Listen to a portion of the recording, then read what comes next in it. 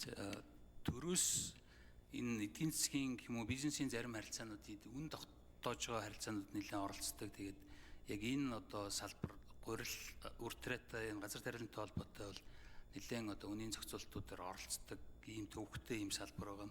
Тэгэхээр яг хуу үнийн энэ харилцаанд орж байгаа нь өөрөө хүнсний аюулгүй байдал хангамжтай холбоотой үүднээс энэ одоо зохицуултанд орж байгаа гэж бодож байна. Тэгэхээр яг хуу энэ өөрөлдөл зах зээлийн зарчмаараа үйл ажиллагаа явуул, аж ахуй нэгжид үйл ажиллагаа явуулна гэхээсээ илүү үйл ажиллагаа хөрөнгө оруулалт хийцэн компаниудын хэмжээнд одоо харилцаанууд явагддаг. Тэгэхээр илүү төвлөрөл явагдах, өөрөөр хэлбэл ашиггүй учраас зохицуулалттай учраас зарим нь одоо ихэнх тоглогч нар бол энэ салбараас гарах магадлал өндөртэй байдаг. Тэгэхээр төвлөрлийн үйл ажиллагаа бол тэртээ дэргүү газар тариалан дээрч гурил үйлдвэр дээрч бас яг энэ чиглэл рүүгээ явах юм хандлагатай байна. Тэгэхээр би зүгээр энэ төвлөрөл дээр одоо жишээлбэл яг энийг яаж хүлээн зөвшөөрч байгаа гэдэг талаар бас нэгдүгээр инхвер сайдаас асууя. Энэ газар тариалангийн одоо топ 3 одоо хамгийн том 3 тоглогч нь нийт салбарын хэдэн хувийг эзэлж байна.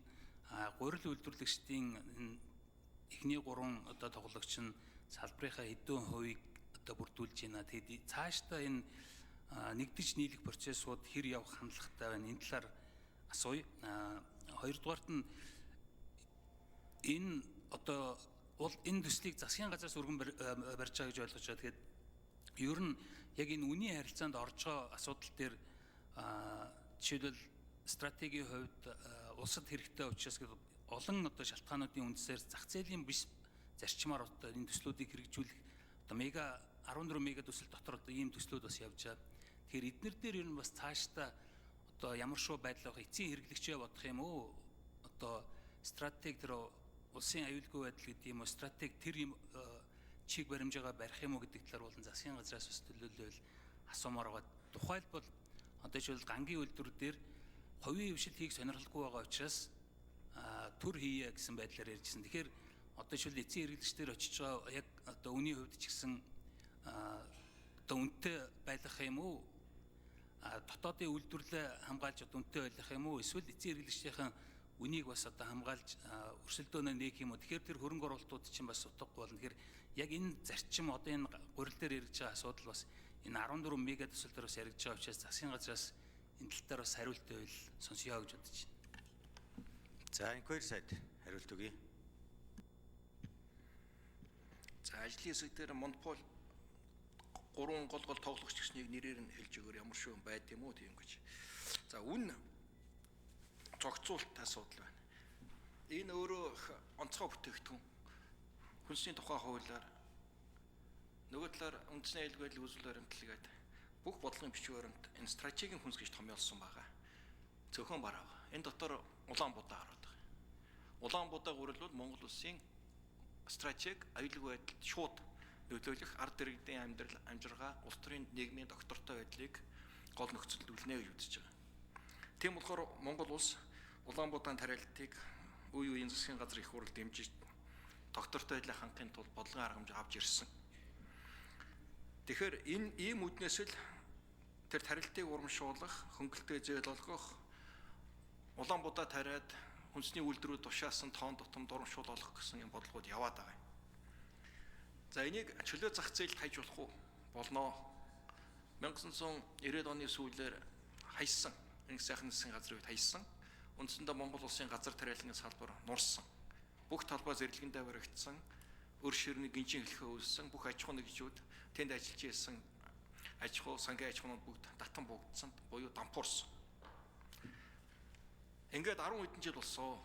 Үндсэндээ гаднаас гурилын хамаарал, Улаанбуудаа хамаарал, олон улсын зээл тусламжийн хүрээнд дотоод асуудлаа шийддэг байсан. За энэ асуудлаас гарах нь онцгой чухал гэж 2008 онд анх Атрын 3 дугаар ангисан бодлогыг Санжийн баярын засгийн газрын үед энэ бодлогыг хэрэгжүүлээд өдөө зэрэгт нэг хүргээд ирж байгаа. Газар тариалан буюу Улаанбуудаан үйлдвэрлэл босоод ирэхээр дагаад энэ эрчимцэн аж ахуйнууд гахаа дахиад сүү өндөгний аж ахуй чинь босч ирээд сүүлүүд идэвчээд байгаа нь энэ. Ерөөсөө бүхэл хүнс бол газраас хамааралтай. Газар юу тарьж ургуулж байна тэр маань одоо хүний одоо гол хүнсний гол нийлүүлэлт тэндээс үүсэж байгаа. Тэгэхээр энэ газар тариалангийн боломж нь манайд бас туйлын хязгаарлагдмал газар нутгийнхаа 0.16% буюу нэг 900 гаруй мянган гадал юм тарж ургадаг юм болцоотой. Тэгэхээр энийг энэ салбараа нэг доктортой авч явах нь үнэхээр гол асуудал байдаг. Тэгэхээр одоо тариалт эхэлж байна. Тариаланч түлээж байна. Гинжин өрийн сүлжээ үүсчихсэн байна. Өнөөдрийн их хурлын шийдвэрээс энэ салбар унах уу босох уу Монголын хөнгөн үйлдвэр хүнсний үйлдвэр өнгөрсөн хугацаанд хэрэгжүүлсэн энэ атрын бодлогууд хүнсний хувьсгал ерөнхийлөгчийн санаачилсан энэ бүх бодлого үр дүн яах вэ гэдэг шийдэгдэнэ. Эхний одоо сөрөг нөлөөлөл бодиттой болоод эхэллээ. Хэрвээ энэ асуудал дэмжигдэхгүй бол энэ жил Улаанбаатарын тариалт эрс сунна. Хавархад бид нар гурлийн дутагдалд орно. Харин эсрэгээрээ бид гадны хамаарал эрс нэмэгдсэн. Гадны зах зээлийн нэг хараат байдалд орох ийм байдал үүсгэж. За ажлын хэсгээс хариулт өгье. Ажлын хэсгийн 8 дугаар микрофон.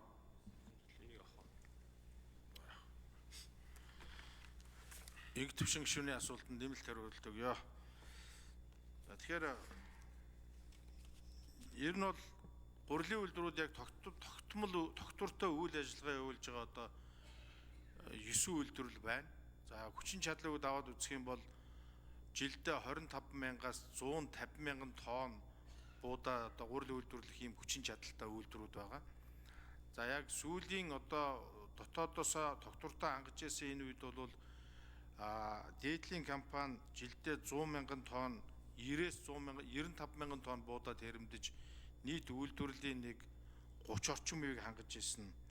За тэрний дараачийн үйлдвэр нөх юм бол нэг 50,000 тонн буудаа тэрэмдэж нийт үйлдвэрлэлийн одоо 16%-ийг хангаж ирсэн. За бусд нь бол нэг 10%-тэй гэдэг ингээд энэ үйлдвэрлэлд жигд байдлаар ордог. Энд бол яг үйлдвэрлэл. За гүйцээж хариулъя. Хүчин чадлын үед ялгаатайгаас биш яг энд бас тийм гол монопол маягаар оролцох үйлдвэрлэлүүд байхгүй жигдхэн үйлдвэрлэл явуулдаг гэж хэлэхээр байгаа.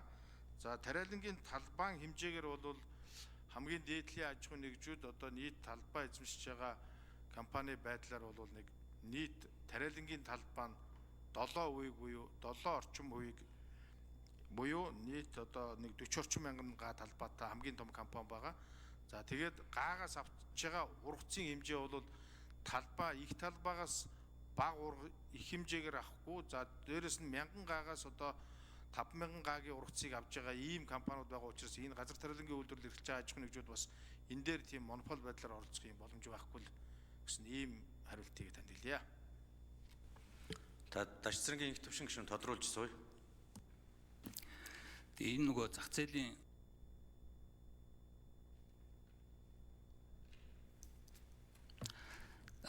төрийн оролцоо тодорхой хэмжээнд байгаа учраас энэ бүтээмж сайжруулах үүднээс аж ахуйн нэгжүүд нэгдэж нийлэх процессыг явагдах байх гэж бодож байгаа. Өөрөөр хэлбэл бүтээмжээ сайжруулах, тэр хүчин чадлын ашиглалт нь бага байгаагаа сайжруулж иж илүү одоо өрсөлдөх хэмжээний илүү одоо хямдхан бүтээгдэхүүн үйлдвэрлэх юм болцоо боломжууд гарна.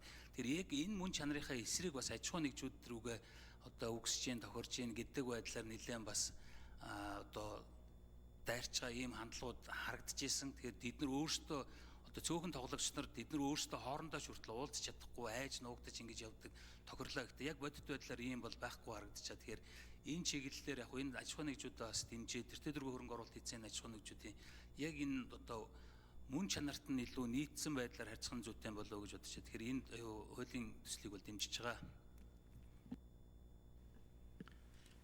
За. Телефоны Аббекер гишүүн.